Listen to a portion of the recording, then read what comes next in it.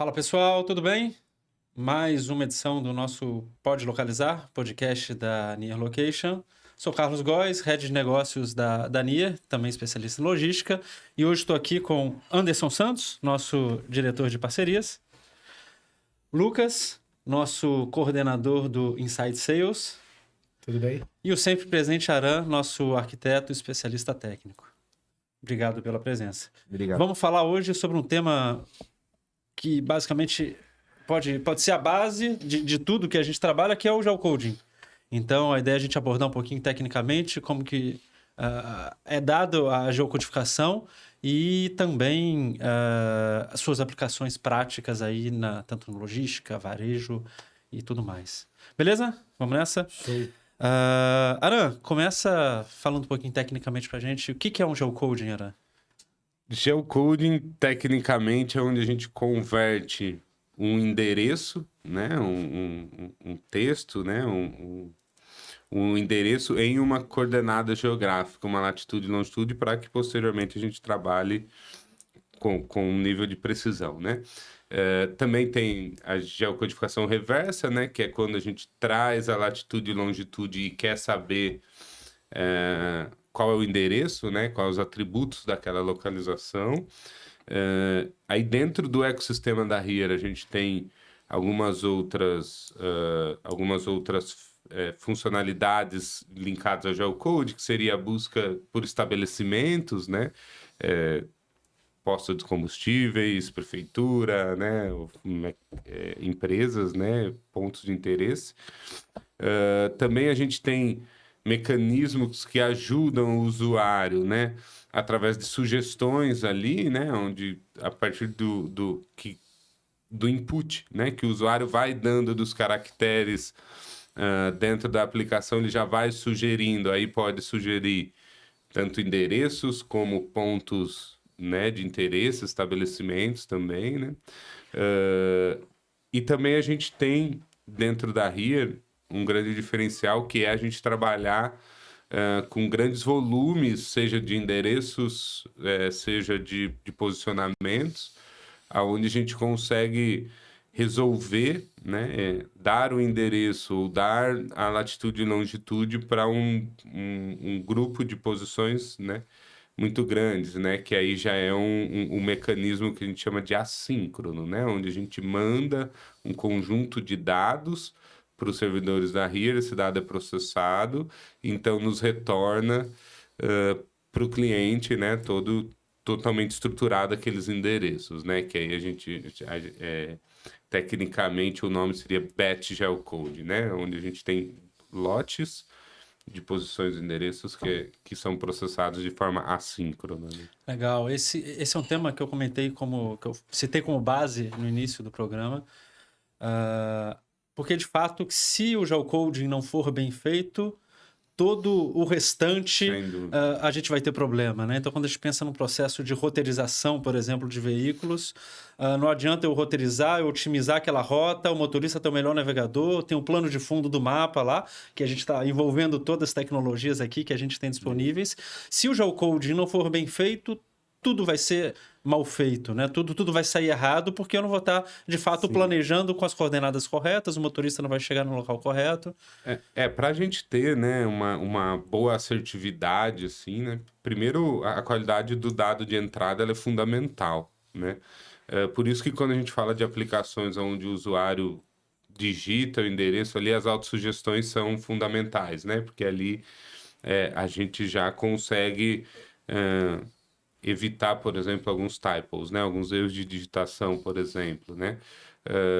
E outro ponto fundamental é que dentro da plataforma da RIR a gente consegue indicar o nível de assertividade através de uma nota, né? De um score para cada elemento da geocodificação, né? Seja o logradouro, o número de porta, o bairro, a cidade, o estado, né? Todos os elementos de um endereço, a gente consegue qualificar ele, né? De acordo com o dado de entrada, né? Isso no caso de entradas de endereços textuais, né? e dizer o quão assertivo foi aquela geocodificação, e então você, dentro da sua aplicação do seu negócio, decidir se aquela geocodificação tem uma assertividade suficiente para não impactar a sua operação e então seguir com aquele dado. Legal. Acho que o grande resumo disso é que uma geocodificação bem feita, ela trazendo para o contexto da logística, ela vai trazer entregas mais eficientes, ela vai reduzir custo e vai melhorar, consequentemente, a satisfação do cliente, né? Lucas, você que por muito tempo, antes do Inside Sales, foi o nosso account manager, teve envolvido com diversos clientes e acompanhou diversos cases aí. Quando a gente fala de geocoding, e aí, de novo, a gente ter clientes e motoristas, entregas precisamente localizados, a gente está falando de ETA, né? A gente está falando de um tempo estimado de entrega ou de chegada preciso, e a RIER ela é reconhecida por isso. Se você puder discorrer um pouquinho, tanto quanto a questão tecnológica, mas principalmente sobre os cases que nós temos e como isso vem sendo aplicado. Perfeito. Na verdade, o geocoding, né, como tu mesmo falou, ele é a base de muita coisa, né? Então, os use cases, eles são dos mais diversos possíveis, né? A gente tem desde um geocoding para uma empresa de rastreamento que precisa posicionar no mapa aquele ativo e mostrar isso até numa cadência de segundos, né? Então, eu estou te falando que eu estou fazendo um geocoding a cada 1 segundo, a cada 2 segundos, para estar sempre mostrando, transformando aquela latitude, aquela longitude que vem do black box, né? Que é o black box é aquela caixa que está embarcada dentro do ativo, dentro do veículo, e pegando aquele posicionamento, aquele lastro de GPX, né? Com latitude e longitude, e transformando isso em endereço para plotar num mapa e dar acesso e visibilidade para o cliente na ponta. Como a gente também pode usar, muito bem colocado da tua parte, para o last mile, que é fundamental, né? O cliente ele ter noção de quando que aquele produto vai chegar, em que etapa do processo está aquele bem, né? Aquele produto, e tu alertar isso tanto para o consumidor, quanto para o motorista, quanto para o gerente que está lá atrás da tela analisando a operação também. Porque ele também precisa ter acesso a esse tipo de indicador e de insight para poder ter uma melhor tomada de decisão na hora de fazer alguma mudança operacional, né? O geocoding, ele também pode ser usado para outras aplicabilidades, como o próprio geomarketing, né? Então, eu quero saber, eu vou botar aqui um médico, né? Eu vou abrir uma clínica médica e eu quero saber quantas farmácias eu tenho ao meu redor para que eu possa já direcionar o meu cliente para uma farmácia depois que ele faz a consulta. Estou dando um exemplo aqui, mas a aplicabilidade do geomarketing pode ser utilizada em N mercados, né? Ou então eu quero avaliar quantas padarias eu tenho na região para saber se eu coloco a minha padaria ali ou não, né? Fazer um estudo mesmo de mercado e de posicionamento para eu me posicionar bem perante ao mercado também, né? O geocoding, ele é uma ferramenta que até vai indo um pouco de encontro com o que o Aran colocou aqui. Ele não é só a transformação de uma latitude e uma longitude em endereço, né? Ou vice-versa, que seria o reverse geocoding, né? Mas também a gente pode utilizar o geocoding para identificar né? Saber esses pontos de interesse. Eu posso utilizar o geocoding para saber um ponto de uma rota até a outra e os pontos intermediários que tem ali dentro daquela rota. Então, o geocoding, ele tem uma gama ampla de aplicabilidades que a gente pode utilizar no dia a dia, né? Não só na logística, mas como no próprio varejo também, né? Quando o cara vai lá e vai fazer uma cotação do frete, eu preciso saber onde é que eu vou entregar, para eu ter uma estimativa de qual é o custo daquele frete, né? Ou calcular o ETA. Então, o geocoding, ele abrange muita coisa no mercado que a gente pode trabalhar em cima, né? Bacana, quando você falou do ponto A e ponto B, e não só identificar esses dois pontos, mas como identificar os pontos intermediários, né? Isso, quando a gente fala em logística, remete aí, eu acho que é um ponto que dá para a gente explorar um pouco mais aqui, que são as torres de controle, né? Então, a gente tem torres de controle das mais diversas, das mais amplas, que podem falar desde acompanhar toda a supply chain, quanto só ali no last mile, mas em diversas etapas etapas do processo. E eu acho que quando a gente traz para o nosso negócio um dos principais cases que nós temos, onde estão os nossos principais clientes, a gente está falando de gerenciadoras de risco, de gestoras de frota. E rastreamento. E rastreamento, exatamente. Se puder falar um pouquinho, Anderson, da aplicação dessa tecnologia do geocoding dentro dessas indústrias e como que a gente consegue trazer nossos diferenciais. Eu vejo assim, no mercado de rastreamento, né? Acho que eu imagino que mais de 70% das empresas de rastreamento do Brasil e talvez as principais mundiais utilizam da plataforma da RIA para fazer a ferramenta de geocode, né? Porque hoje você tem um caminhão, né, percorrendo um percurso e ele está sendo rastreado com conectividade ou não, esse rastreio é armazenado. E em tempo real ou não, esse rastreio precisa ser localizado, então ele transmite essa informação, né, pela plataforma da RIA. Agora a plataforma da RIA, ela traduz essa coordenada numa informação no geocode reverso, numa informação de endereço, conseguindo fazer rotograma, e aí você consegue fazer N atividades, né? Nós temos até ferramentas de correção dessa posição, né? Devido ao erro, às vezes, do próprio GPS que está na ponta, né? Então, eu até quero dar um passo aqui, poder participar um pouco dessa conversa um pouco antes, porque o geocode, na sua essência, né, não citando o nosso produto, nada mais é do que uma funcionalidade que vai estar atrelada a fazer uma ação dentro de uma base de dados.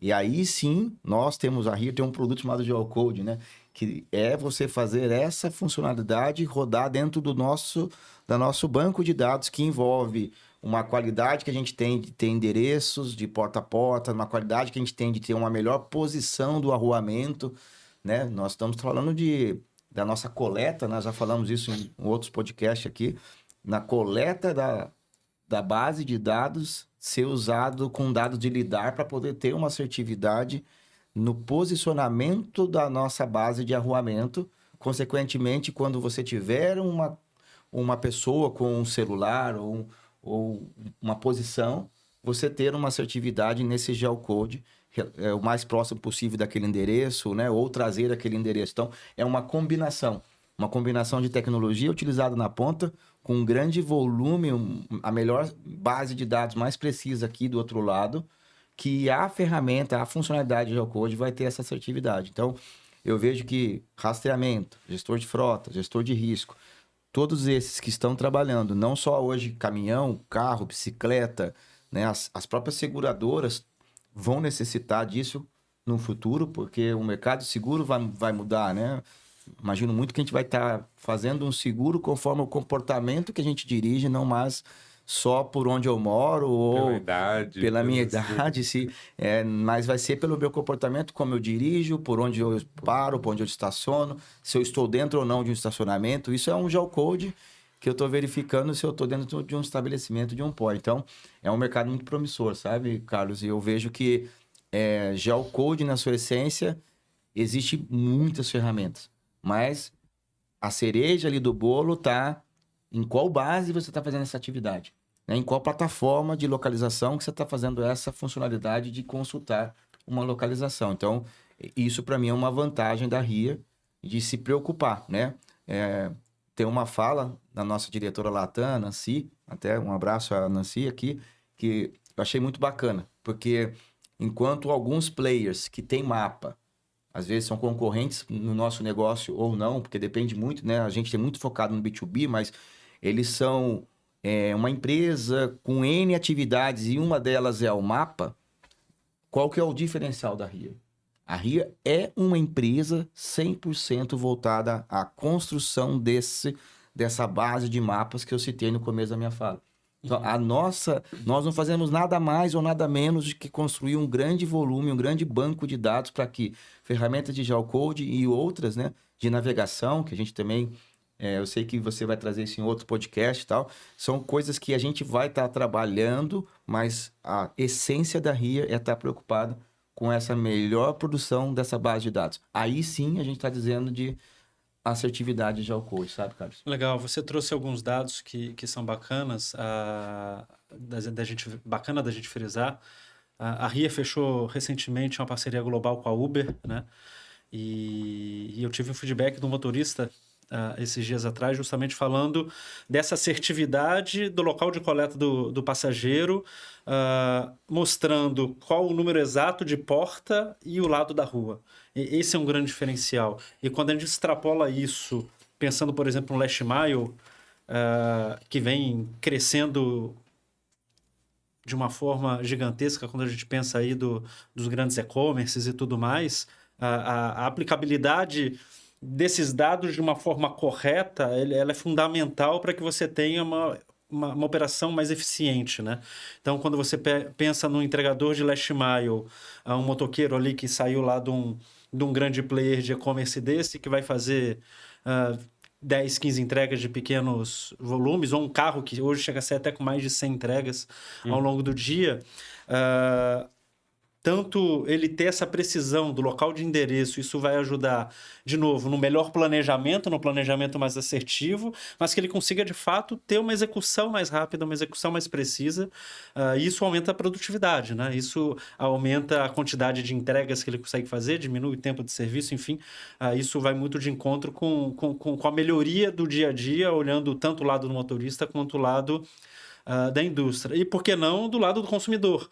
Que é quando eu tenho dados de planejamento bem feitos, execução sendo seguida conforme planejado, eu vou ter um ETA, eu vou ter uma previsão de chegada muito mais precisa. Então o cara vai conseguir se planejar para estar em casa, enfim, ele vai conseguir ter todas as informações necessárias em suas mãos. Claro, se me permite aí mudar um pouco o seu roteiro, né? Até te atrapalhar na sua condução, mas eu queria só colocar que você falou uma coisa muito importante, porque assim, a coleta da nossa base de dados, por exemplo, para endereço porta a porta, ele é feito, e nós temos essa preocupação, ele é feito de uma forma bem precisa e uma grande preocupação nossa.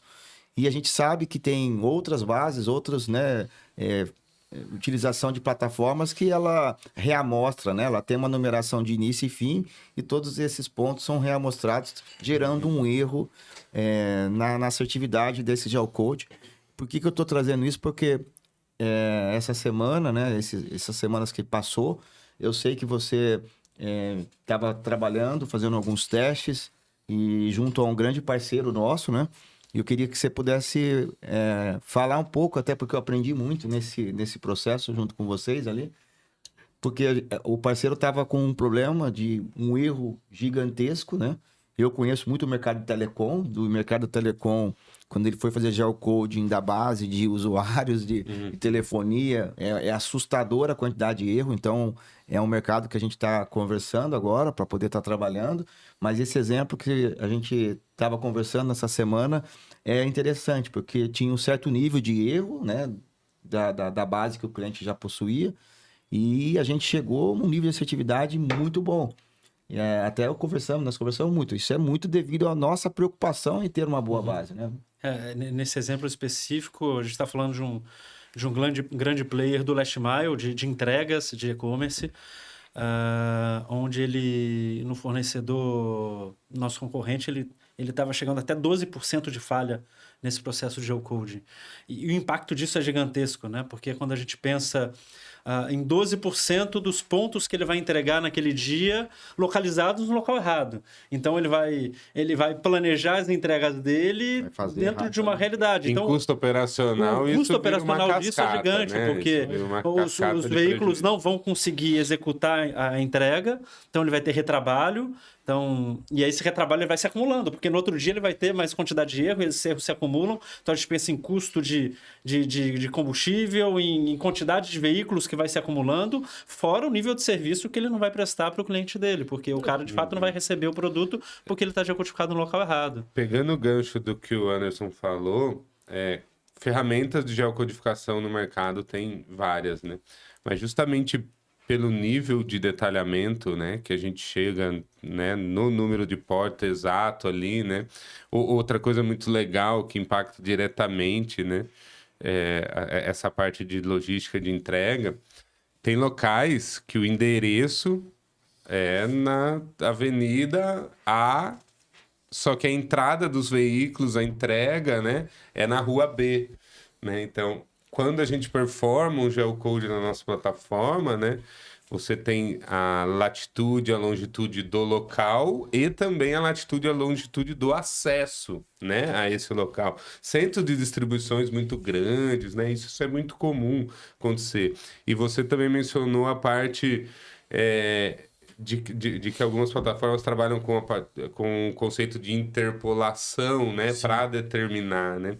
No caso da Here, quando a gente performa uma geocodificação, a gente tem um atributo que chama Result Type, que é o tipo de resultado que eu estou te dando. Interpolado é um tipo de resultado que eu posso ter, de fato. Porém, eu tenho outros tipos, né, que vão diretamente afetar a minha base de dados de endereço. Por exemplo, se eu tenho um endereço onde eu de fato encontrei o número da porta, né? Ali eu tenho o meu result type, né? Que é no nível maior de assertividade. Porém, eu tenho ruas, a gente vive num país continental, gigante, que eu não tenho necessariamente o número de porta, né? De todas as portas. Mas eu tenho alguns números de portas. E aí eu começo a trabalhar com interpolação. Existem casos que eu não tenho número de porta. Eu vou trabalhar a nível de rua. E em questões que é muito utilizado hoje, principalmente e-commerce, é colocar o CEP como input, né? Você entra... Só que no Brasil a gente tem municípios com CEP único. Você fala, pô, e agora, né? E aí a gente tem ferramentas, né? Parametrizações que podem ser feitas ali para que a gente diminua, né, esses ocorridos, e então a gente tem acesso como a gente teve com esse parceiro. Legal, né? e é bom que você deu a parte técnica, né? Porque eu não cheguei a falar na conclusão, mas no teste que nós fizemos, na POC que a gente rodou, a gente conseguiu reduzir de 12% para 1%. Poxa, a quantidade de erros. E isso porque a gente não mexeu num ponto importante que você comentou na sua primeira fala, que é a qualidade dos dados que entram, né? O tratamento. O tratamento prévio da base, porque muitas vezes você vem um campo que não tem um número de porta, ou que ele está junto com o número do apartamento, e isso quando a tecnologia causa uma confusão. Então, sem mexer nessa base, a gente conseguiu reduzir de 12% para 1%. E a gente está falando do last mile, que cresceu muito, como eu disse, basicamente por causa do e-commerce. Só que o e-commerce tem diversos tipos de aplicação. Quando tiver para o varejo, por exemplo, você começou a falar, Lucas, se você puder explorar um pouquinho mais esse tema, porque desde o momento que o cara entra no site e coloca o endereço dele lá, né, que vai mostrar de fato onde que é a casa dele, qual que é a loja mais próxima, até todo o processo, né, do e-commerce lá de transferência entre CDs, tudo isso utiliza o geocode como um insumo básico, né? Com certeza. O geocoding, ele não é só uma ferramenta de posicionamento em si, né? Ela traz os POIs, que são os pontos de interesse, então... Supermercado, farmácia, como a gente já falou aqui, mas a gente até nem abordou algumas outras funcionalidades que ele tem, que é a autossugestão de um endereço. Então, tu começa a digitar um endereço, na verdade, esse é o autocomplete, né? Que daí ele já pode completar ali para ti aquele endereço com base em outros endereços históricos. A mesma coisa, a autossugestão do endereço, que ela te traz ali, tu digita as 3 primeiras letras ali, ele já também te traz opções embaixo. Tudo isso, para o próprio e-commerce e varejo, é ganho de produtividade e redução de abandono de carrinho. Que a gente fez um estudo, né? Até o Anderson estava comigo nesse estudo que a gente fez para o mercado de varejo e e-commerce, que, cara, 60% das vendas são perdidas no e-commerce por causa de frete e preenchimento de cadastro, né? Então, tem muito abandono de carrinho por causa de endereço e localização. Porque, às vezes, o cara vai lá, faz a cotação. Se tu não tiver um geocoding bom, tu pode gerar um frete mais caro para aquele cliente e isso vai fazer com que ele desista da compra. Ou, se tu não tiver um campo inteligente em que ele digite o CEP ali e automaticamente já preencha o endereço completo em todos os outros campos, isso também vai aumentar o tempo de preenchimento daquele formulário e vai fazer com que o teu cliente desista da compra. E quando a gente está falando de 40%, 50%, 60% para um mercado gigantesco como é o varejo, a gente está falando de bilhões de reais na mesa. empresa, gente. Quantas pessoas agora, nesses 20 minutos que a gente está aqui, não estão tentando fazer uma compra e essa compra está tentando localizar, às vezes, o IP da máquina no momento inicial e quando a pessoa for para a etapa, não está indo para um processo, né? Exato. De cadastrar um endereço, é verdade. Sim. E quando a gente olha para esse lado, cara, as grandes empresas, elas têm que tomar esse cuidado. Porque qualquer % que tu deixa na mesa é redução de faturamento que tu tá tendo ali na ponta, né? E hoje, num mundo em que a gente, às vezes, precisa espremer alguns custos para poder aumentar o nosso ganho, esse tipo de detalhe faz total diferença na ponta, né? Então, hoje, se a gente parar para pensar que ainda tem muitas pessoas no Brasil que não fizeram a primeira compra na internet e que esses números só tendem a aumentar. Claro que pandemia e pós-pandemia, esse boom foi enorme, né? Onde a gente viu as pessoas sendo obrigadas a comprar na internet. E aí, se tu tem uma base de geocoding ruim, num boom como esse que teve na pandemia, imagina o rombo operacional que tu cria dentro de uma empresa, né? Como o próprio caso da Americanas, né? A gente sabe que não tem a ver só com geocode ou com precisão, mas se ela talvez tivesse uma maior assertividade em ferramentas como essa, ela poderia reduzir riscos, né? De entrega e tudo mais. Então, hoje, tendo essa aplicabilidade pro varejo e pro e-commerce, a gente consegue trazer redução de custo, porque o cara ele vai ter ali uma maior assertividade, então não vai precisar voltar para compensar aquele erro, e ele vai ter um aumento de faturamento porque ele não vai deixar a venda na mesa, né? Que são os dois pilares que a gente vê que uma empresa busca, né? Ou é aumento de faturamento ou é redução de custo, que envolve as premissas que uma empresa deseja obter, né? Legal. O Carlos, eu queria, como nós somos da Nier, somos distribuidor da plataforma, né? O que a gente está em busca hoje é das empresas parceiras que consiga estar dentro desses mercados, que já estão lá dentro, às vezes, que tragam a nossa tecnologia para que o cliente final possa ter essa assertividade, né? Existe um conceito que eu acho que até novo para nós, a RIA deve estar trazendo isso, assim, não sei, nunca vi discurso como esse, e a gente está conversando, posso dar um exemplo de uma empresa na área de utilities, né? Que um endereço, vou pegar um exemplo aqui, o endereço da casa do Aran, lá no cadastro, quando ele pede para ligar uma água na casa dele, né? Na empresa de saneamento, o endereço mal colocado lá na solicitação dele, ou quando ele liga para um call center, que a menina do call center não usa uma boa ferramenta de geocode, ou não digita todo o endereço errado do Aran, nesse exemplo, isso gerou uma informação de entrada que na cadeia a instalação, a manutenção, o time que vai dar suporte para ele, tudo que vai envolver aquela unidade, aquela residência da casa do Aran vai ser impactado. Então, a gente tem levado isso e tem tido sucesso no discurso, quando a gente está falando com as grandes empresas, um conceito do OneMap, que é um conceito de que a instituição tenha que ter uma base única. E essa base única, por mais que a RIA tenha um monte de funcionalidades interessantes, que eu acho que tem que ser tratado em outro momento, mas o geocode é o coração e é a visão desse OneMap, que nada mais é do que eu conseguir individualizar os clientes do meu cliente ao ponto que qualquer operação que eu for envolver, que envolver aquela unidade residencial do Aran, todo mundo...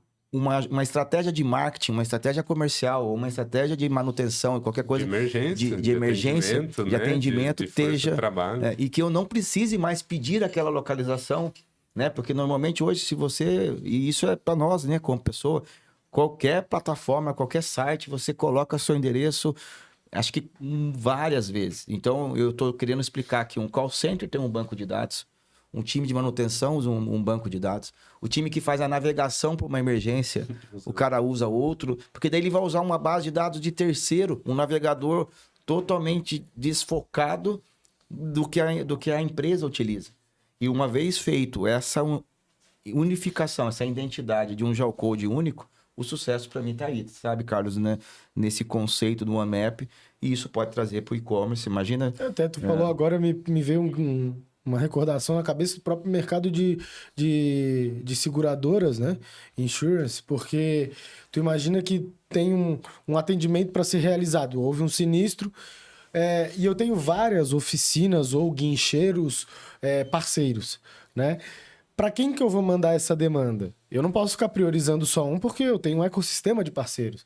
Então, se eu tenho um geocoding de qualidade, eu consigo ver qual é a oficina mais próxima, qual é o guincheiro mais próximo e acionar aquela unidade para resolver o problema mais rápido, né? Então, tu traz a satisfação do teu cliente na ponta, que não vai ficar lá sinistrado esperando 1 hora, 2 horas, 3 horas para chegar um guincho.